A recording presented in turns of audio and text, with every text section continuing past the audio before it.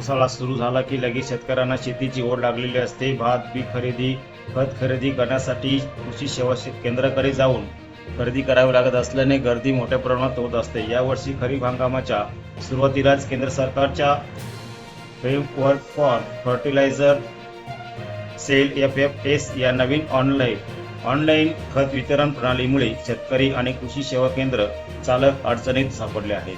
OTP, thumb match, QR code, server down आणि internet समस्यामुळे खत खरेदीची प्रक्रिया संथ झाली असून अनेक शेतकऱ्यांना तासनतास प्रतीक्षा करावी लागत आहे. त्यामुळे ही ऑनलाईन प्रणाली रद्द करून पूर्वीप्रमाणे ऑफलाईन खत विक्री सुरू करण्याची मागणी जोर धरू लागली आहे. ग्रामीण भागात इंटरनेटची कमतरता आणि शेतकऱ्यांना ऑनलाईन नोंदणी करण्यास मोठी अडचण येत आहे. खत खरेदीच्या वेळी आधार कार्ड, 7/12 आणि फार्मर IDची पडताळणी करावी लागत असल्यामुळे दुकानावर गर्दी वाढत आहे.